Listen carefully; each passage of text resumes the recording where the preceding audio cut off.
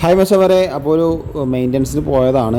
2 ദിവസം മുമ്പ് പറഞ്ഞൊരു കംപ്ലൈൻ്റ് ആട്ടോ. കാരണം വൈകുന്നേരം വരാമെന്ന് അന്ന് വിളിച്ചപ്പോൾ പറഞ്ഞതാണ്, അങ്ങനെ മറന്നുപോയി. പിന്നീടാണ് അവർ ഇന്ന് വിളിച്ചപ്പോൾ വന്നില്ലല്ലോ എന്ന് പറഞ്ഞപ്പോഴാണ് എനിക്ക് ഓർമ്മ വന്നിട്ടോ. പൊതുവേ അങ്ങനെയാണ്, നമ്മളെ വർക്ക് അങ്ങനെയാണല്ലോ. അപ്പോൾ ഇവിടെ വാട്ടർ ഹീറ്ററിൻ്റെ ഒരു കണക്ഷൻ ട്യൂബാണ്. അതിൻ്റെ ഫ്രണ്ട് എന്തോ പൊട്ടിയിരിക്കുകയാണ്, എന്ത് കാരണം കൊണ്ടാണെന്ന് അറിയില്ല.